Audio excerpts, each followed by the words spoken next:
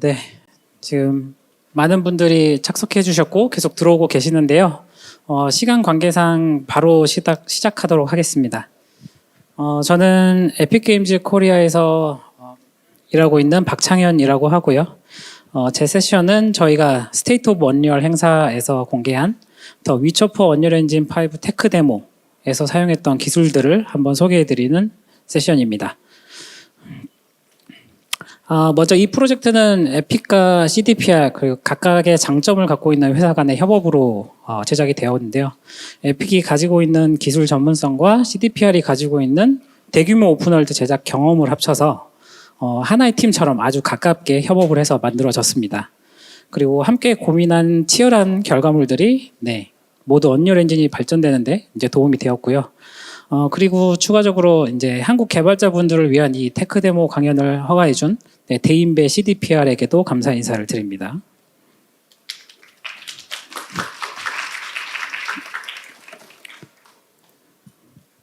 안 보고 갈 수는 없죠. 잠깐만 좀 보자면요. 이 데모는 스토리는 위쳐 시리가 이제 코비르 지역에서 퀘스트로 어떤 흔적을 찾고요. 마을로 돌아가서 이제 그 퀘스트를 줬던 상인이랑 얘기하면서 만티코어 얘기를 잠깐 하는 그런 간단한 시나리오를 갖고 있습니다. 하지만 그 과정에서 이제 위쳐4 세계가 어떻게 그려질지 좀 보여주는 그런 테크 데모인데요.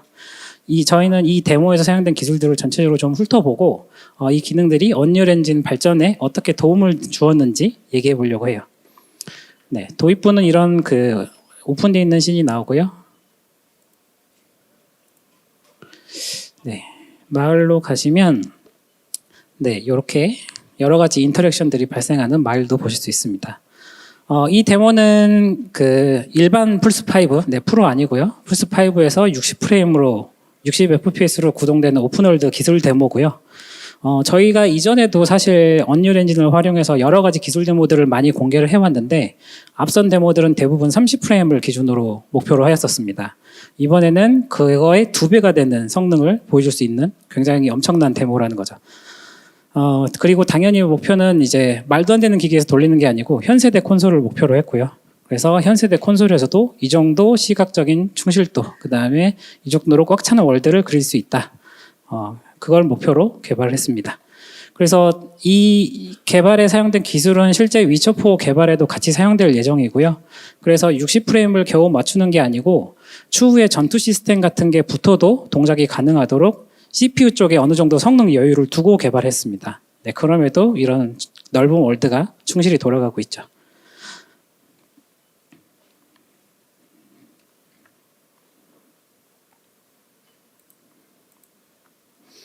이 데모에선 크게 대표되는 씬이 2개가 있는데요. 첫 번째는 이렇게 광활한 자연을 원경으로 보는 씬입니다. 바람에 움직이는 수많은 식생이 있고요. 그리고 높은 디테일, 그리고 엄청난 밀도의 숲을 보실 수 있습니다. 라이팅도 훌륭하고, 그림자도 굉장히 선명하고요. 또 볼륨메트릭 기술도 써서 이제 굉장히 리얼한 월드를 구성해 나왔고요. 또 두 번째는 발드레스트라는 항구 도시를 만들어 놨습니다. 사람들이 굉장히 많이 북적이고 있고 마치 살아있는 것처럼 자기들끼리 인터랙션하고 환경에 인터랙션하고 플레이어에 반응하고 굉장히 이 월드라는 곳에 내가 주인공이 돼서 들어갔다라는 느낌을 줄 수 있도록 하면서도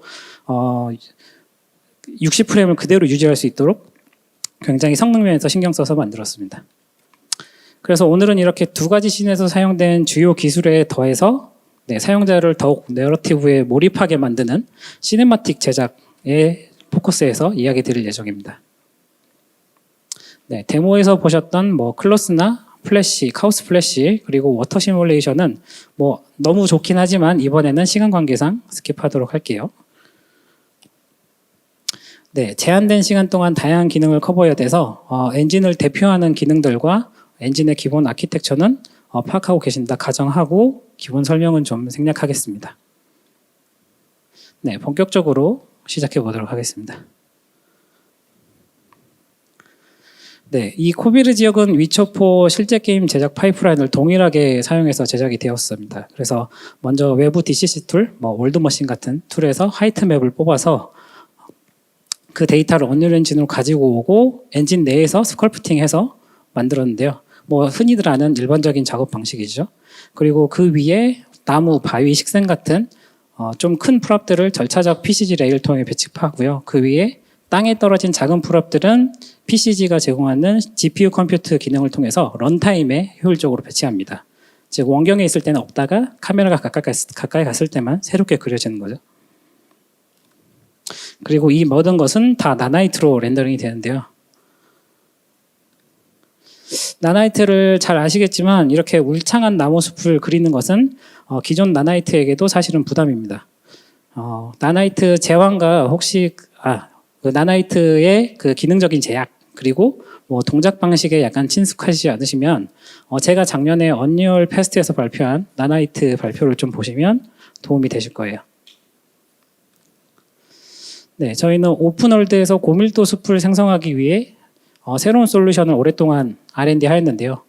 이번 데모에서 저희가 찾아낸 해답인 나나이트 폴리지를 공개할 수 있게 되었습니다. 먼저 기존 방식이 왜 안 맞는지 말씀드릴게요. 먼저 예전에 나무들은 되게 플랫한 카드 형태로 잎들을 렌더링 했었습니다. 이 방식은 카메라 각도에 따라서 품질 차이가 굉장히 크게 느껴지고요. 또 알파 마스크를 사용하기 때문에 오버드로도 발생하고 또 나나이트가 잘 처리하지 못하는 오퍼시티 마스크 때문에 비싼 레스터라이저 비용을 지불했어야 했어요. 네, 위쳐4 세계에서는 침엽수가 주요 식물군인 월드를 갖고 있는데요. 수십만 개의 잎을 삼각형으로 모두 만약에 렌더링하게 된다면, 모델링하게 된다면 가지를 따라서 클러스터들이 묶이게 되면서 클러스터 바운드가 굉장히 비효율적으로 생성이 됩니다. 그래서 클러스터 컬링도 잘 안 되게 되고 있죠. 네, 그리고 뭐 현재 나나이트에는 프리저버 에어리어라는 옵션이 있는데요. 그것도 숲이 너무나 빽빽하게 쌓여있는 환경에서는 그렇게 큰 의미가 없었습니다. 그리고 또 현실감을 위해서 동일한 나무가 100개 박혀 있는 게 아니고 100개의 조금씩 다른 나무들이 박혀 있다고 했을 때 그만큼 굉장하게 큰 유니크한 나무 에셋들이 필요한 거고요. 이 에셋들도 그만큼 디스크 공간도 굉장히 많이 차지하게 되겠죠. 네, 나무가 바람에 흔들린다면 또 일반적으로 월드 포지션 옵셋을 써가지고 시뮬레이션을 하실 텐데요. 이 방식은 아쉽게도 이 세계에서 추구하고 했던 그 월드에는 어울리지 않았습니다. 왜냐하면 모든 버텍스마다 WPO 계산을 위한 연산이 추가가 돼야 되고요. 또 버텍스가 얼마나 움직일지 미리 알 수가 없어서 클러스터 바운드도 굉장히 좀 넉넉하게 좀 크게 잡아야 돼서 불필요한 그러니까 비효율적인 클러스터 바운드가 잡히게 됩니다. 네, 이를 극복하기 위해서 저희는 나나이트 어셈블리라는 완전히 새로운 접근 방식을 개발했는데요. 디스크 크기 문제를 해결하기 위해서 나무를 여러 가지 형태의 조합형으로 놔두고 이를 인스턴스 세트로 해서 큰 나무 전체를 다시 조합하는 걸로 만들었습니다. 그래서 어셈블리라는 말처럼 이런 조합을 통해 트리가 구성되면 높은 디테일을 유지하면서도 디스크 크기 문제를 어느 정도 해결할 수 있습니다. 또 조합에 따라서 전혀 다른 나무를 만들어내는 것이 가능해서 다채로운 숲 환경을 현실적으로 만들어낼 수 있고요. 또 메모리 면에서도 이미 올라와 있는 애들을 재활용하는 형태이기 때문에 메모리 면에서도 굉장히 효율적이고 또 제작자 입장에서도 기존 나나이트처럼 폴리지 LOD를 전혀 고려할 필요가 없습니다. 네. 또 멀리서는 트라이앵글 대신에 저희는 복셀로 전환되도록 작업을 해왔는데요. 매우 작은 클러스터의 경우 그만한 크기의 복셀로 치환을 해서 더 효율적으로 렌더링 되도록 만들었습니다. 이 복셀 표현 덕분에 동적인 환경에도 잘 반응하고요. 또 원거리에서 렌더링 성능도 올릴 수 있습니다. 또 복셀들은 그 한 픽셀 수준으로 굉장히 작기 때문에 사실 플레이어 입장에서는 보이지 않고요.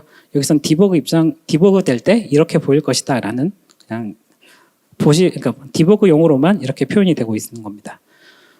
폴리지가 이제 플래카드가 아닌 이런 세밀한 렌더링 모델링으로 되어 있어서 실제로 근거리든 원거리든 나무가 어느 정도 볼륨감을 가지고 보여지는 걸 보실 수 있습니다.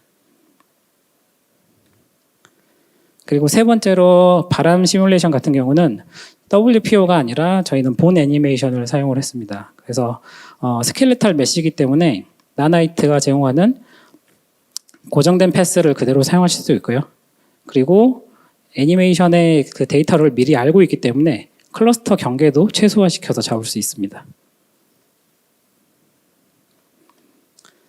그래서 코비르 숲 전경을 다시 보시면 네, 이 장면에 약 2만 그루의 나무가 렌더링 되고 있고요. 소스 트라이앵글은 수십억 개 정도 되고 계곡 전체에는 약 10만 개 이상의 나무랑 관목들이 흩어져 있고요. 식생도 굉장히 많고 그리고 이 각 나무 하나들은 약 200만 개의 삼각형과 400개의 본을 가지고 있습니다. 네, 엄청난 스탯이죠. 네. 네, 바람은 컴퓨터 쉐이더에서 절차적으로 실행이 되고요. 약 10만 개 본을 업데이트할 때 GPU 0.1m초 정도 사용됩니다. 또 그리고 특정 스크린 사이즈 이하가 되면 트리에 대한 애니메이션을 자동으로 멈추도록 만들었어요. 그래서 훨씬 더 성능을 아낄 수 있도록 개발하였고요. 지금 나무 말고 그 밑에 풀과 덤불에도 스켈레탈 애니메이션으로 저희가 작업을 했습니다. 그래서 동일한 최적화를 적용해서 원경에서의 부하를 전체적으로 낮추는 데 사용됐습니다.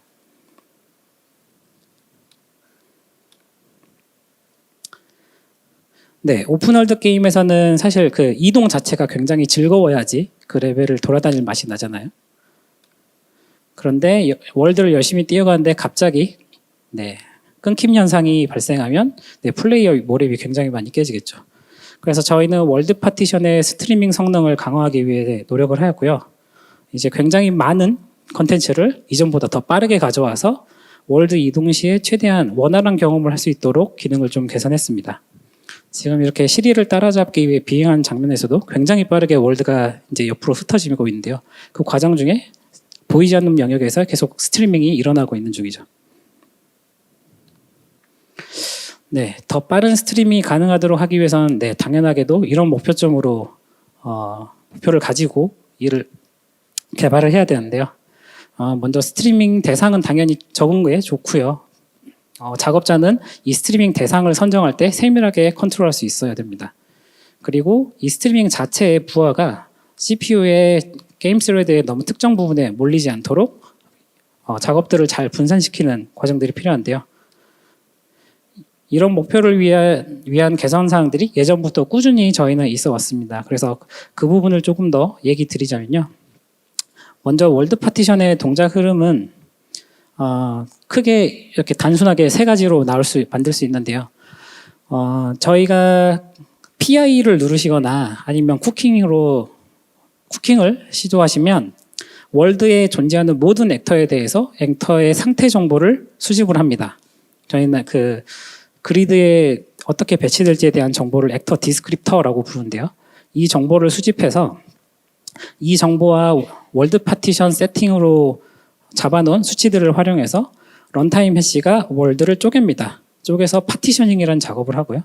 이 파티셔닝으로 나눠진 각각의 셀들은 하나의 레벨로 바뀝니다. 즉 월드 파티션은 여러 레벨이 이루어져 있는 결과적으로 여러 레벨을 만드는 거라고 생각하시면 되고요. 이 각 레벨엔 다시 액터를 담고 그 액터를 쿠킹 시에는 레벨 패키지, PI 시에는 트랜지언트 레벨로 저장을 합니다. 네, 말대로 PI 할 때도 이 과정이 매번 반복되는 거기 때문에 그만큼 속도가 굉장히 중요한데요.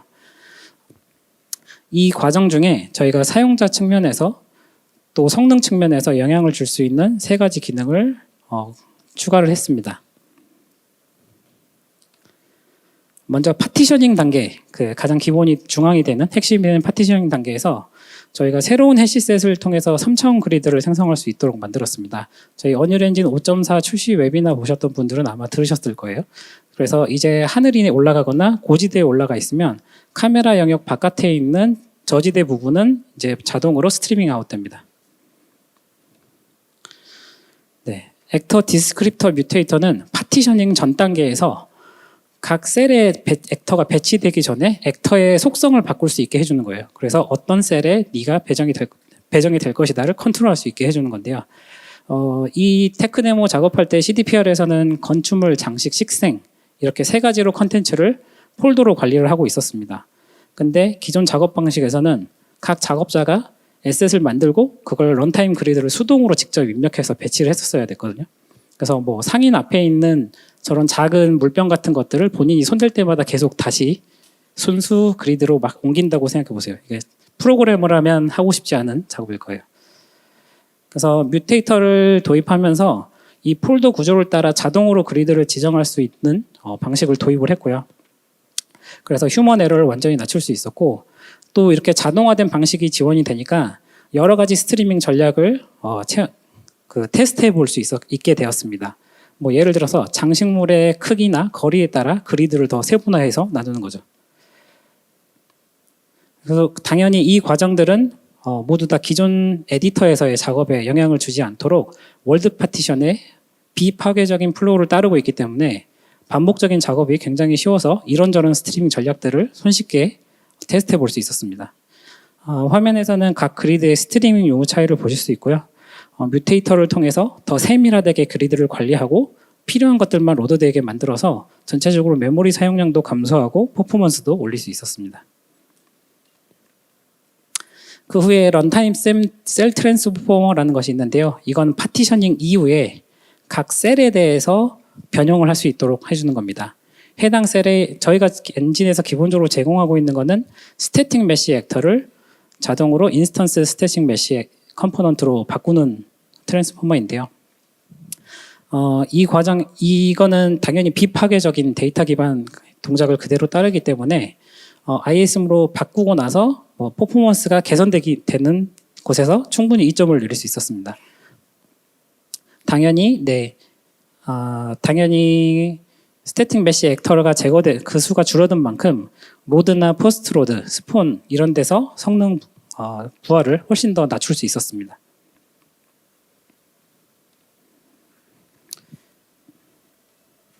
네, 이런 기술에 더해 이번 데모에서는 5.6에서 공개된 최신 기술도 함께 사용되었는데요. 네, 요거는 지금 컴퓨터가 고장난 게 아니고요. 지금 스트리밍 성능이 과거에 어땠는지 좀 보여주려고 가져온 영상입니다. 도시 샘플이라는 예제 저희 아실 텐데요. 거기를 약 200km 정도 속도로 굉장히 빠른 드론이 지나가고 있는 중입니다. 이렇게 빠르게 이동을 하다 보면은 연속적으로 레벨들을 로드하게 되고요. 이 경우에 레벨들이 스트리밍 큐에서 계속 쌓이게 돼서 캐릭터 이동 속도를 따라가지 못하게 되면 저렇게 버벅입니다.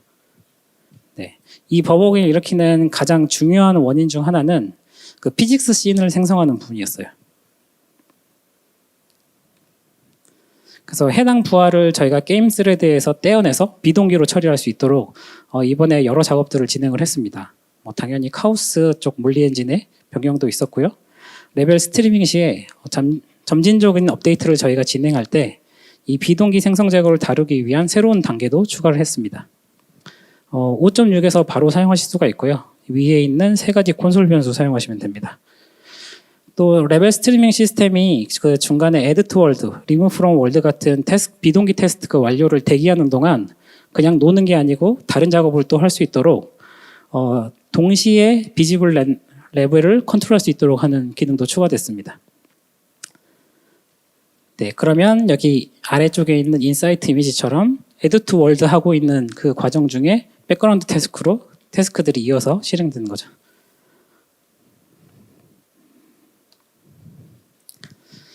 네, 그리고 오픈월드 제작 시 맵 프레임 스트리밍을 하기 위해서는 일종량의 버퍼를 항상 잡아놔야 됩니다. 왜냐하면 캐릭터가 이동할 때 이 버퍼가 없으면 어느 지역에 가자마자 항상 스터터링이 일어나는 거죠. 하지만 실제로 게임은 항상 맵 프레임 스트리밍을 하고 있는 건 아닌데요. 그래서 이 버퍼가 너무 크게 되면 다른 작업들이 써야 될 예산을 잡아먹게 되고 잡아먹어서 낭비가 되게 되고요. 반대로 버퍼가 너무 적으면 진짜 스트리밍이 필요할 때 버벅이는 상황들이 생기게 됩니다. 그래서 처음에 저희는 스트리밍의 각 지점들에 되게 고정 예산을 할당을 해놨어요. 그래서 2.5ms 정도를 매번 맵 프레임 스트리밍에 쓸 것이다 라고 잡아놨는데 사실은 여러 프레임이나 게임의 플레이 관점에서 보면 이거는 약간 낭비죠. 먼저 로딩 요청, 그리고 실제 로딩, 그리고 이후 add to world까지 요청부터 실제 화면에 보이기까지 총 51프레임이나 걸렸고요. 이 과정에서 add to world와 프로세스 어싱크 로드가 어떨 때는 add to world만 실행되고 어떨 때는 프로세스 어싱크로드만 실행되면서 낭비되는 부분들이 계속 생겼습니다. 그리고 스트리밍 인 하는 상황일 때는 당연히 remove from world가 호출이 안 될 테니까 remove from world에 부여된 1ms는 항상 낭비되고 있는 거죠.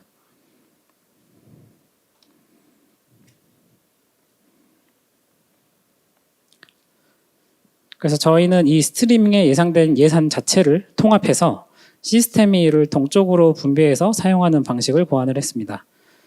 이제는 프로세스 어싱크 로딩, 그러니까 어싱크 로딩에 대한 요청이 오면 그 다음을 처리하는 부분에 대해서 고정적으로 예산을 할당해 주고요. 이 나머지 예산을 업데이트 레벨 스트리밍이라는 함수에게 부여를 합니다. 그래서 업데이트 레벨 스트리밍은 어떤 프레임에 따라서 너무 적을 때도 있고 많을 때도 있고 하는 거죠.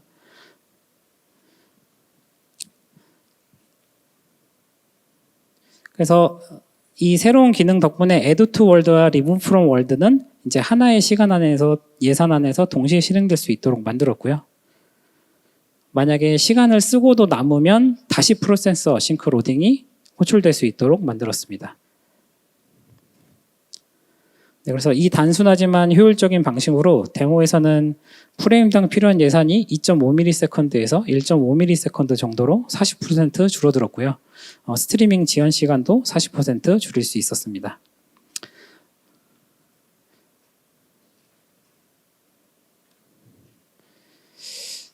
또 저희는 스트리밍의 대부분을 차지하는 스태틱 지오메트리에 대해서도 큰 개선을 진행을 했습니다. 네.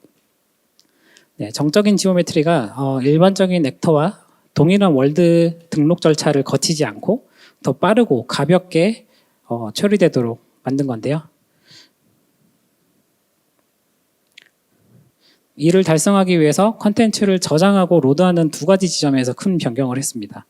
먼저 기존 에디터 작업물에 영향을 주지 않도록 아까 말씀드린 런타임 셀 트랜스포머를 활용해서 스태틱 메시를 가벼운 새로운 데이터로 변화를 합니다. 그리고 스트리밍 시점에 비동기 물리 상태 생성 제거 기능을 그대로 사용해서 비동기로 가벼운 스트링을 하는 거고요. 이 특별한 스트리밍 방식은 패스트 지오 스트리밍 플러그인이 담당을 합니다. 네, 아주 직관적인 이름이죠.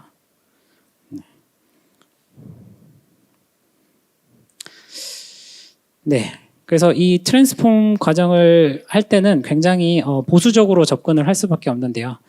트랜스폼 되는 대상에 물고 있는 참조하고 있는 다른 대상이 이제 트랜스폼이 가능한지 안 한지 이런 여부들을 꼼꼼하게 따져서 완전하게 풀로 변환이 가능한 경우들에 한해서 만 변환을 하도록 했습니다. 네, 그리고 또 제약이 당연히 정적인 지오메트리만 할 수 있어서 뭐 블루프린트 액터들은 안 되고요. 그 다음에 리플리케이션도 지원하지는 않습니다. 네, 그리고 이게 액터가 변환이 되었는지 파악하는, 그러니까 액터가 액터를 변환시키는 방식이라 이 특별한 방식에 대한 작업 결과가 어떻게 됐는지 이게 작업자가 스스로 파악하고 디버깅할 수 있도록 새로운 디버깅 툴 그리고 디버그 모드도 함께 제공을 하고 있습니다.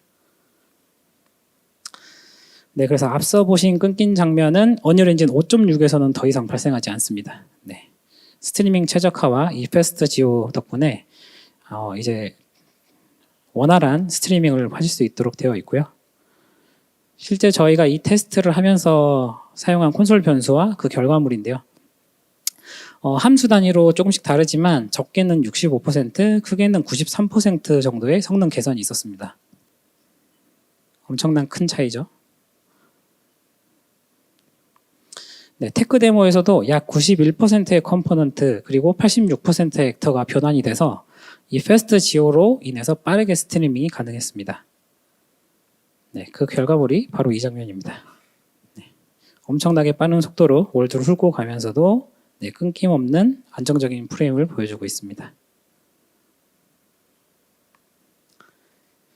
네, 또 높은 퀄리티를 유지하면서도 높은 성능을 내기 위해서 저희가 한 다른 중요한 업데이트도 있는데요. 제가 말이 혹시 너무 빠른가요? 제가 빨리 하다 보니까 저는 경우도 좀 많네요. 지금 보고 계시는 화면은 그 데모에서 루멘을 활용해가지고 저희가 렌더링한 장면인데요. 굉장히 멋지죠?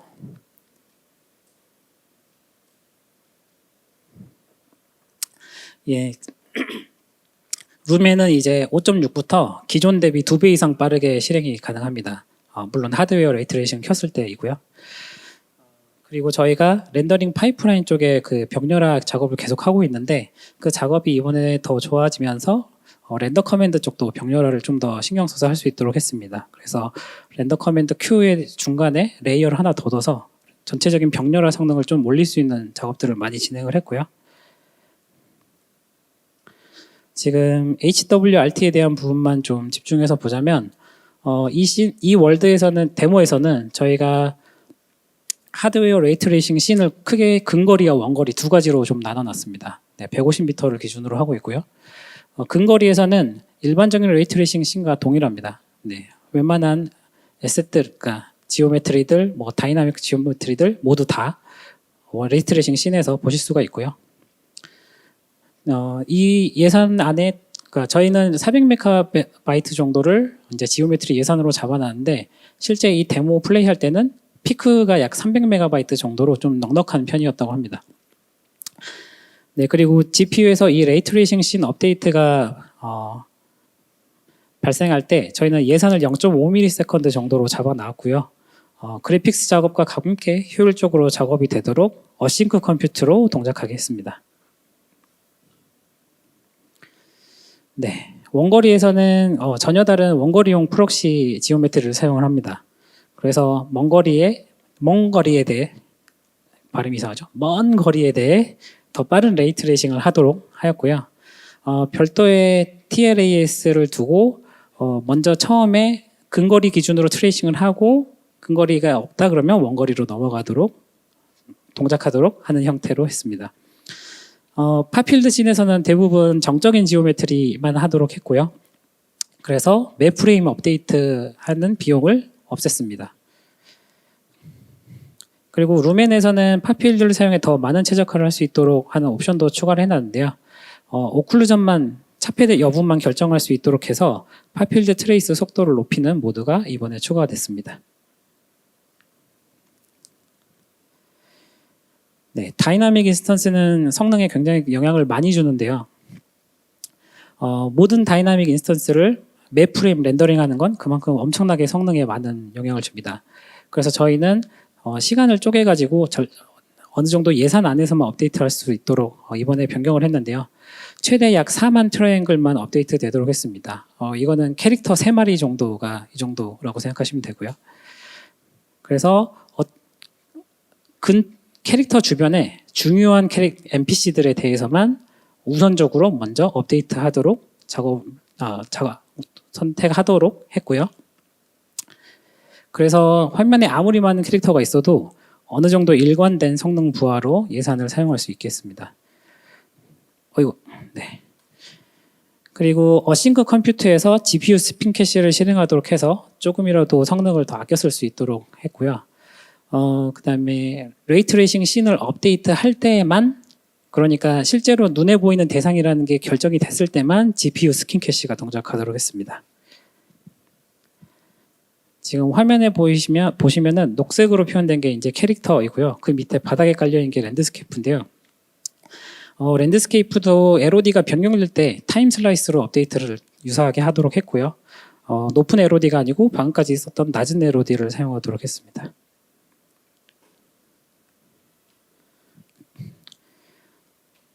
네, 그리고 트리 같은 경우는 애니메이션이 되지만 레이트레이싱 씬에서는 애니메이션 하지 않도록 해놨습니다. 그래서 조금이라도 부하를 좀 낮추려고 했고요. 트리가 아까 하나가 약 200만 개 정도라고 했었잖아요. 그 중에서 좀 저희가 굉장히 좀 중요하게 보고 있던 히어로 트리라는 게 있는데 걔는 4천만 폴리인데 여기 좀 잘못 나왔네요. 4,100만 개 폴리곤짜리 트리를 저희가 레이트레이싱용으로 225개짜리 트라이앵글로 만들어서 사용을 합니다. 그래서 일종의 광원이 차폐됐냐, 라이트가 차폐됐냐 안 됐냐만 체크하는 용도로 쓰는 건데요. 사실 4100만 개짜리에 대해서 레이트레이싱을 쏘면은 그 레이가 히트됐냐 안 됐냐 판정하는 거나 바운스가 됐을 때 판정하는 것들이 굉장히 성능 부하를 많이 먹잖아요. 그래서 이렇게 단순화된 차폐 여부만 판단할 수 있는 별도의 트라이앵글을 따로 쓰고 있는 거고요.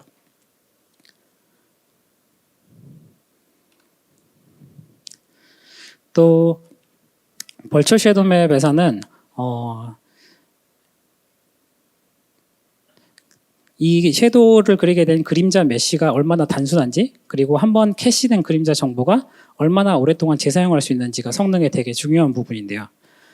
나나이트에서는 아까 말씀드린 그 복셀 표현이 있기 때문에 이 복셀 표현을 가지고 단순화된 메쉬를 형태를 가지고 섀도우 맵을 렌더링에 사용해서 나나이트 메쉬 대비 기존보다 훨씬 더 빠르게 그릴 수 있었습니다. 그리고 또 VSM 페이지를 다시 또 64개의 타일로 잘게 쪼개서 더욱더 업데이트될 영역과 아닌 영역을 세부적으로 나누는 작업을 진행을 했고요. 그래서 현재 지금 화면에 보이는 이 이미지에서는 섀도우 렌더링에 1.35ms가 원래 걸렸었는데 지금 1.1ms로 약 20% 이상 성능 양상을 했습니다. 그리고 원거리에서는 나무의 애니메이션을 꺼놔서 한번 캐시된 그림자 정보를 계속 재사용할 수 있게 했고요. 네, 이런 작은 디테일들을 계속 쌓아서 성능을 쥐어짜는 거죠. 네, 시네마틱에서는 뎁스 오브 필드를 통해서 인물이나 주요 사건의 포커스를 두고 주변을 보통 이렇게 날리잖아요. 당연히 포커스가 빠진 부분은 높은 퀄리티를 유지할 필요가 없겠죠. 어차피 뭉개질 테니까요. 그래서 저희는 이런 세부적인 컨트롤을 통해서 성능을 극한까지 활용하도록 했고요. 또 VSM에서 발생하는 순간적인 부하가 전체 이 경험에, 그러니까 저희가 이걸 만들 때 동적 해상도를 많이 활용을 했는데요. 이 동적 해상도에 영향을 주지 않고 섀도우 퀄리티만 알아서 조절될 수 있도록 하는 작업도 진행을 했습니다. 그래서 씬의 선명함은 그대로 살린 채로 섀도우만 조절되도록 하는 약간 예산을 분리하는 형태의 작업이 진행됐습니다. 그래서 그 결과물이 이겁니다. 잠깐 물 좀 마시면서 물 좀 마실게요. 잠깐 좀 보고 계세요.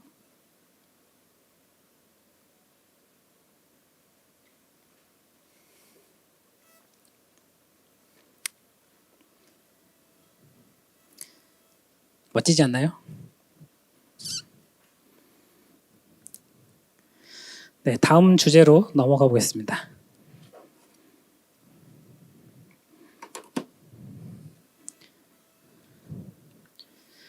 네, 마켓씬에서 가장 눈에 띄는 건 바로 이 다양한 NPC, 그리고 그 NPC들이 이 주변 환경과 끊임없이 실제처럼 인터랙션 한다는 점일 텐데요. 네, 이번 데모에서 이 NPC들은 뭐 VAT를 쓴 것도 아니고요. 빌보드를 세워둔 것도 아닙니다. 다 각자가 기본 캐릭터이지만 저희가 기대할 수 있는 모든 애니메이션 기술들을 다 가지고 있는 모션 매칭되는 NPC들인데요. 그러면서도 60프레임으로 안정적으로 구동이 되죠. 네, 어떻게 이런 게 가능했는지 살펴보기 위해서 먼저 캐릭터 하나를 좀 봐볼게요. 네. 먼저 NPC는 기본적으로 그 뇌에 해당되는 스테이트 트리 그리고 스마트 오브젝트가 이제 비헤비어를 전체적으로 권장하게 되고요. 내비게이션, 그러니까 어딘가를 이동시킬 때는 가벼운 형태의 경로 탐색을 하려고 노력을 했습니다. 그리고 그 기반에는 이제 무브 플러그인 메스 프레임워크가 있고요.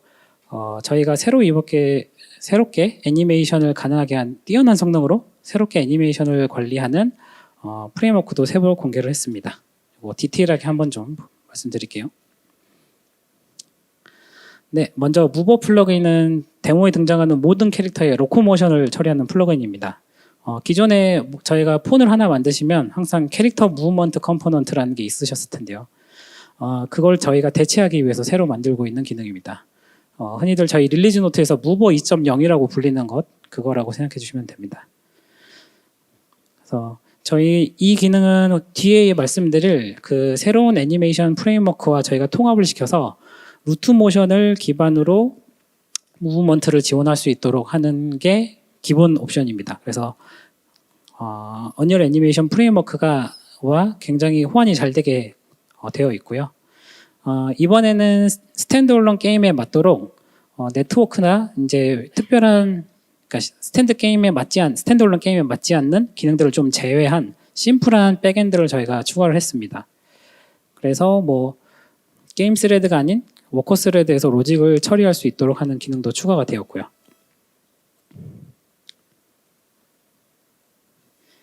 그리고 데모에서 NPC는 항상 스마트 오브젝트를 사용하고 있습니다. 아니면 스마트 오브젝트를 향해 걸어가고 있는 상태입니다. 이렇게 가만히 있는 경우라도 스마트 오브젝트 슬롯에서 자기가 그 슬롯에 정의된 상호작용 데이터를 통해서 애니메이션을 하고 있는 중이죠. 이 스마트 오브젝트는 메스 프레임워크에도 잘 통합이 되어 있어서요. 수많은 NPC가 자신들의 비헤이비어를 결정할 때 사용됩니다. 네, 자연스러운 애니메이션을 위해서 필요한 부분인데요. 스마트 오브젝트가 이제 월드를 구동시킨 핵심이잖아요. 그래서 이 스마트 오브젝트를 근데 어떻게 그러니까 활용하게 하느냐가 되게 중요한 부분입니다. 예를 들어서 여기 의자가 다가가는 각도가 이제 옆이잖아요. 그럴 때 앞으로 가서 다시 앉을 수 있도록 어떤 방향을 맞춰주거나 애니메이션의 시작 프레임을 맞춰줄 게 필요한데 이런 것들을 맞출 수 있도록 해주는 모션 매칭의 추적 기능을 활용해가지고 저런 것들이 맞출 수 있도록 최적 애니메이션을 찾도록 해놨고요. 또 우측에는 이제 모션 오핑이랑 별개로 저희가 언리얼 애니메이션 프레임워크가 제공하는 기능을 활용해서 점진적으로 루트 모션을 정렬하는 기능을 이번에 추가를 해놨습니다. 그래서 특정 위치나 오브젝트가 어떤 위치에 존재하고 그 타겟을 정확히 안다면 거기에 맞춰 루트 모션이 같이 매 프레임 보정되는 형태로 해놓은 거죠. 그래서 천천히 움직이는 상황에서도 굉장히 높은 시각적 완성도를 가질 수 있는데요. 예를 들어서 맨 처음에 그 시리가 그 구멍 터널 같은 데를 지나면서 이렇게 벽을 잡고 지나가는 장면들 그런 데서 사용이 됐습니다. 또 NPC가 어딘가로 이동할 때는 빠른 경로 탐색을 하는데요. 저희는 이미 기존에 있는 내비메시를 활용하도록 하였고요. 왜냐하면 데모에는 이미 수많은 NPC가 있기 때문에 저비용으로 경로 탐색을 할 수 있는 그 솔루션이 필요해서 내비메시를 쓰도록 했습니다. 다만 내비메시는 굉장히 단순화된 메시 형태를 가지고 있기 때문에 바닥에 굴곡이나 뭐 이런 것들을 제대로 표현하지 못하거든요. 그래서 그것들을 보정하기 위해서 주기적으로 라인을 싸가지고 바닥면의 높이를 판정해가지고 거기에 다리를 딛게 하는 걸 했고요.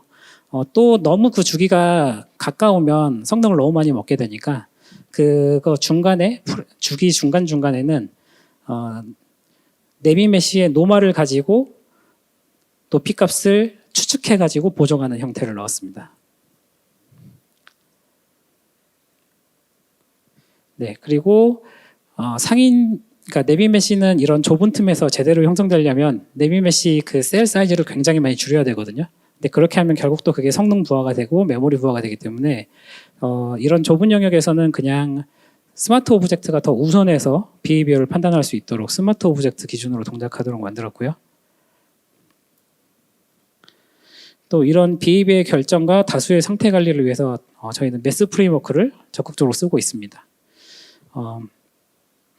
메스 시스템이 사용하는 간결한 데이터 표현이랑 이 무버가 사용하는 온전한 상태 액터랑 서로 데이터를 변환할 수 있도록 하는 무버 메스 트랜슬레이터라는 것도 추가했고요. 또 좁은 공간에서 NPC끼리 교차할 때 서로 부딪히지 않도록 하는 메스 어보이던스라는 게 있거든요. 그 회피 시스템도 사용하고 있고요. 그래서 저희는 이 회피 시스템에 크게 의존해서 이걸 만들어서 NPC들끼리 뭐 충돌 체크나 뭐 오버랩 테스트 같은 건 하지 않습니다. 네, 그리고 스마트 오브젝트 같은 외부 오브젝트가 요청하면 메스가 제공하는 룩겟이라는 서브 시스템이 또 있습니다. 그래서 그걸 통해 가지고 시리가 지나가면 쳐다본다거나 하는 것들이 가능하도록 기능도 추가했습니다. 네, 이번 데모에서 가장 큰 변화이고 또 많은 분들이 애니메이션 업데이트 성능 때문에 고통 많이 받으셨던 분들이 기다리셨을 변화이기도 한데요. 저희가 이번에 새롭게 공개한 런타임 애니메이션 솔루션입니다. 네, 성능 그리고 또 성능을 위해서 저희가 새롭게 설계한 프레임워크인데요. 앞으로 애님 블루프린트를 대체할 용도로 저희가 만들고 있어요. 네, 데모를 보면서 성능 부분을 이야기해 보자면 지금 이 씬에는 300명의 NPC가 있고요. 지금 루트 모션으로 모드가 동작하고 있기 때문에 지금 카메라 바깥에 NPC들이 있더라도 항상 애니메이션을 업데이트하고 있는 중입니다. 그래서 300개를 거의 풀로 쓰고 있는 거고요. 그리고 총 4,500개 이상의 또 45,000개인데 45,000개 이상의 본이 애니메이션 되고 있고요. 스켈레탈 메시는 800개 정도입니다. 애니메이션 비용은 워커스레드에 있는 비용을 다 합쳤을 때 52ms가 걸리는데요. 이것들이 각 스레드에 12개에 분산되어 있기 때문에 현재 프레임에서도 다 렌더링이 됩니다. 네, 성능이 얼마나 뛰어난지 아실 수 있는 스탯이라고 생각되는데요.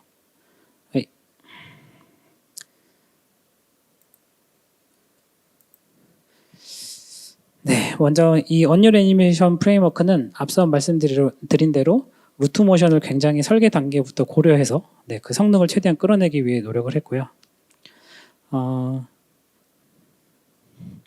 지금 이 루트 모션 자체는 예전에는 게임 스레드 안에서만 평가가 되었었는데 이걸 크리티컬 패스에서 떼어내서 워커 스레드에서 병렬적으로 시행될 수 있도록 만들었습니다.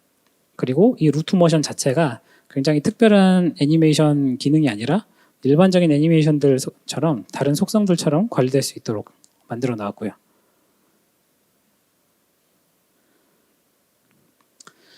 네, 이제 언리얼 애니메이션 프레임워크로 이제 여러 액터를 애니메이팅 하는 게 이제 가능해졌고요. 어느 정도 이제 성능적인 여유가 생겨서 저희가 퀄리티에 대한 부분을 좀 신경 쓸 수 있게 되었는데요. 특히 이렇게 살아있는 월드를 만들 땐 캐릭터끼리 인터랙션 하는 게 굉장히 중요한 부분일 겁니다. 그래서 저희는 기존에 제공되고 있는 모션 매칭을 활용해서 이런 인터랙션들을 만들기 위한 방안을 구상을 했고요. 그게 지금 보고 계시는 멀티 캐릭터 모션 매칭 기술입니다.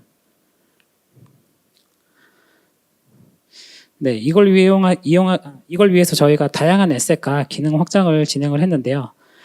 이제 롤이라는 개념을 저희가 추가를 했습니다. 그래서 시리가 켈피한테 다가갈 때 나는 플레이어란 롤이고 홀스라는 롤을 가지고 있는 대상과 이제 인터랙션이 되도록 애니메이션 동기화를 하는 거죠.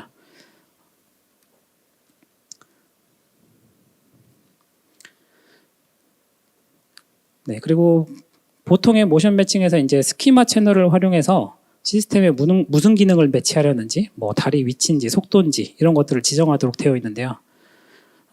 지금 데모에서는 시리의 손을 켈피가 이제 잡으러 시리가 손을 뻗어 말고비에 있는 걸 이제 잡으려고 할 때 이제 롤에 따라서 시리의 걸음 위치를 켈피 타야 될 부분에 걸릴 수 있도록 하는 스키마를 지정해 놓고 그걸 활용할 수 있도록 만들었습니다. 네, 그런 요소들이 다 합쳐지면 이런 부분들이 생깁니다. 네, 범프도 가능하고요.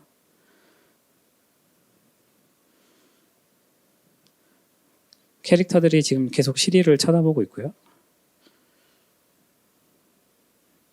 네, 스마트 오브젝트에 반응해서 저쪽에서 환호하는 사람들도 있고 이런 부분들이 가능하게 되어 있고요. 지금 저희가 게임 애니메이션 샘플이라는 게 있습니다. 그 모션 매칭용으로 저희가 제공하고 있는 건데 거기에 모션 매칭 인터랙션을 돕기 위한 예제가 추후에 추가될 예정입니다.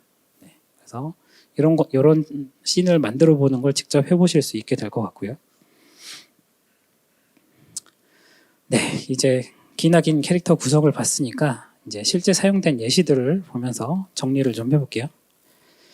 네, 스마트 오브젝트를 활용해서 캐릭터들 간의 애니메이션 동기화하는 장면이고요. 네, 블루프린트를 통해서 스마트 오브젝트와 결합해가지고 어떤 이벤트 이후에 애니메이션들이 나올 수 있도록 하는 겁니다. 뒤쪽에 있는 캐릭터들은 레벨 시퀀스로 컨트롤된 거고요.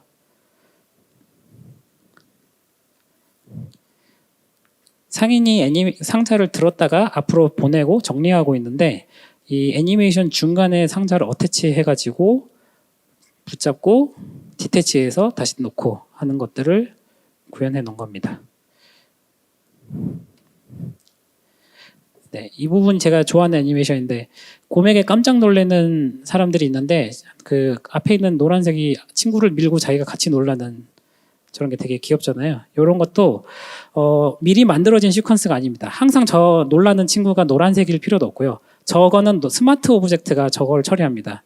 애님 노티파이가 주변에 자기들이 갖고 있는 스마트 오브젝트 서브 시스템에다가 이런 지금 무서운 일이 일어났다라는 시그널을 주면 그 스마트 오브젝트가 시그널에 맞는 자기가 정의된 애니메이션을 플레이하는 거예요.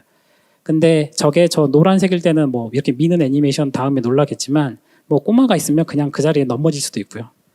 근데 그 자리가 미리 정해진 시퀀스가 아니기 때문에 매 플레이마다 저런 것들이 달라질 수 있는 거죠.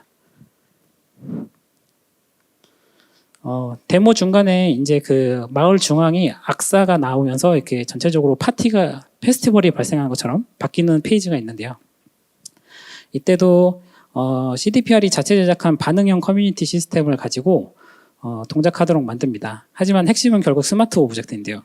커뮤니티가 어떤 지금 이런 상태다라고 커뮤니티의 어떤 스테이트 변경을 알려주면 스마트 오브젝트가 반응하면서 그 스마트 오브젝트에 사람들이 모여오도록 되어 있습니다. 그래서 마을 주민들이 모여서 이 페스티벌에서 이제 페스티벌에서 할 만한 행동들을 하는 거죠. 더 복잡한 상호작용도 가능한데요.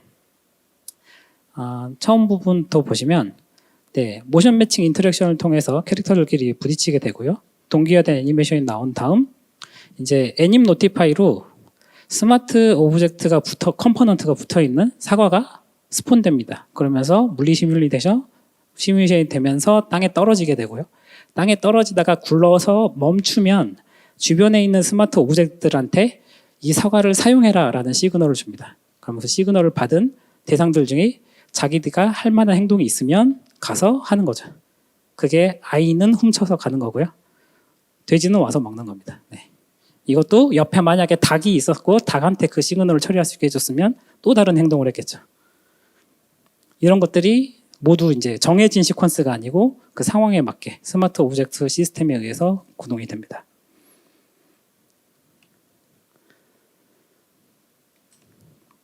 네, 성능 얘기를 계속 할 수밖에 없는데요.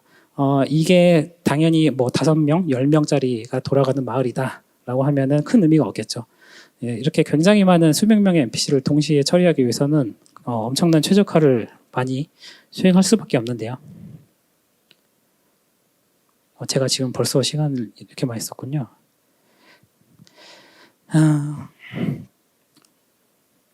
네, 지금 무버 같은 경우도 앞서 말씀드린 대로 워커 스레드에서 태스크를 최대한 분산할 수 있도록 해서 전체적인 최적화 성능을 많이 끌어올렸고요. 네, 그 외에 뭐 라이트레이스 아까 말씀드린 경로 탐색 경로 탐색을 할 때 라인 트레이스를 얼마나 할지, 네비 메시는 어떻게 관리해야 할지 등등의 이런 정보들을 종합해서 저희가 이런 성능을 만들어냈습니다. 지금 화면에서도 보시면 캐릭터 주변마다 이제 컬러들이 다 다른데요. 이게 다 각각 다른 스레드에서 스레드별로 지금 컬러링을 한 거고요. 이렇게 많은 스레드에서 이건 9버전이고 다른 많은 스레드에서 이렇게 네비메시 그러니까 무버가 계속 동시에 비동기적으로 업데이트 되고 있는 거고요. 그리고 언리얼 애니메이션 프레임워크도 동일하게 크리티컬 패스에서 최대한 분산을 시켜서 이렇게 만들어 놨고 일단 게임 스레드 자체와 그 스레드 동기화는 최소화시키기 위해서 굉장히 많은 노력을 했습니다. 그래서 이만한 성능을 유지하면서 할 수 있게 되었고 재미있는 점은 이제 언리얼에서 애니메이션을 작업해 보시면 아시겠지만 애님 블루프린트 성능 때문에 나중에 다 C++ 그 노드들을 내리시거든요. 근데 이제 언리얼 애니메이션 프레임워크에서는 그럴 필요가 없으십니다. 저희가 C++ 수준으로 동작한다고 생각하는 그 컨트롤 릭이 사용하는 릭 VM이 있는데요. 이 릭 VM의 성능을 릭 VM을 그대로 저희가 활용해 가지고 언리얼 애니메이션 프레임워크에서 프레임워크가 동작할 수 있도록 만들어 놨습니다. 내러티브가 중요한 게임의 경우에 당연히 뭐 내러티브 자체도 설득력이 중요하지만 이제 그걸 보여주는 기술에서도 설득력이 있어야 되겠죠. 이 데모에서 보시면 아시겠지만 게임 플레이와 시네마틱이 사실 구분이 잘 되지 않습니다. 그만큼 시네마틱과 스틱이 얼마나 게임 플레이어와 가까워야 죄송해요. 시네마틱이 플레이어와 충분히 가까워야 그만큼 이제 기술이 이 중간에 꼈다는 느낌이 들지 않고 자연스럽게 이 세계에 내가 몰입할 수 있게 되는 거죠. 그래서 저희는 이런 자연스러운 시네마틱 전환을 위해서 이번에 새롭게 애니메이션 믹서라는 기능을 제공을 하고 있습니다. 이 애니메이션 믹서의 핵심은 사실 여기 애니메이션 스티치라는 기능인데요. 게임 플레이는 사실은 게이머가 언제 어느 시점에 어떻게 동작을 시작할지 모르는 상태에서 갑자기 시네마틱에 들어가야 되는 상황이죠. 근데 시네마틱은 이 캐릭터랑 나랑 이미 카메라 컷이랑 다 잡아놔서 어디에 얘가 어떻게 위치해야 되고 어떤 포즈로 시작해야 되는지 정보를 이미 다 알고 있는 상태입니다. 이런 불확실한 것과 확실한 것을 연결하는 그 중간 지점을 지금 애니메이션 스티치라는 애가 해주는 거고요. 이 과정에서 격자를 닿으면 이제 트리거가 시작이 되는 거고요. 내가 현재 상태 그리고 앞으로의 걸어갈 궤적 같은 걸 판단해서 최종적으로 있어야 될 포즈와 가장 유사한 형태로 애니메이션을 찾아서 그에 맞게 포즈 워핑을 해줘서 최종적으로 원하는 형태에 붙게 하는 겁니다. 네, 그래서 이렇게 자연스러운 모션을 볼 수 있는 거고요. 다른 장면에서 보자면 네, 애니메이션 트랙 안에 이렇게 애니메이션 스티치라는 트랙이 있고요. 네, 앞서 게임 플레이와 블렌드되고 로코모션 그리고 인풋을 끄는 겁니다. 그러면 자연스럽게 사용자는 인풋에서 이제 손을 놓게 되고 이 부분부터 시네마틱이 시작이 되는 거죠. 보시면 여기서 이제 트랜스폼 관련된 트랙은 전혀 관계를 안 하는데요. 저희가 트랜스폼 트랙을 억지로 빼도록 설계를 했습니다. 그래서 서로 다른 시스템이 트랜스폼을 갖고 싸우는 이런 상황들을 없애기 위해서 이렇게 만든 겁니다. 그러면 저 스티치가 중간에 적당한 정보들을 활용해서 스스로 모션 매칭해서 필요한 애니메이션, 포즈, 프레임을 찾아가지고 활용하는 거죠. 네, 그리고 저희는 이미 그 모국어로 된 게임이나 영화 같은 게 사용자의 몰입감에 얼마나 큰 영향을 주는지 다 아실 거예요. 그래서 저희는 이제 그렇게 생각하시면 될 것 같은데 하이라고 하면 이음절이고 안녕하세요 하면 오음절이잖아요. 당연히 그만큼 오디오 길이도 다르고 립싱크도 다를 겁니다. 립 모션도. 그래서 저희는 이 시퀀서가 이런 현지화된 에셋들에 대해서 대응할 수 있도록 이 현지화된 에셋의 음절에 맞춰 자동으로 스케일링 되도록 기술을 이번에 추가를 했습니다. 그래서 오디오 트랙에서 지금 프리뷰를 바꾸시면 자동으로 나머지 부분들이 스케일링이 되는 걸 보실 수 있는데요. 네, 지금 CDPR에서는 영어와 폴란드 그리고 독일어 이렇게 현지화한 결과물을 이렇게 보여줬었는데 오디오 립싱크에 따라 립 모션에 따라서 키프레임 위치라든지 이벤트 트리거, 섹션의 시작 끝 지점 같은 게 자동으로 조절이 됩니다. 그래서 나는 시퀀스 작업을 하나만 해놓고 여러 나라용으로 계속 쓸 수 있는 거죠. 네, 이 프로젝트는 단순히 저희 테크 데모로 하고 끝나는 게 아니고 저희 언리얼 엔진의 발전을 위해서 그리고 언리얼 엔진의 다음 그 개발 방향에 사실 그 방향을 맞추는 데 초점이 있었습니다. 그래서 지금 보여드린 대부분의 기능들은 저희 5.6에 다 포함이 되어 있습니다. 나나이트 폴리지는 5.7에 정식적으로 보여줄 예정이라 아직 좀 기다려 주셔야 하고요. 나머지 기능들은 이미 있으니까 한번 이런 것들을 기능들을 활용해 보시거나 테스트해 보시면 좋을 것 같아요. 네, 긴 시간 고생 많으셨습니다. 감사합니다.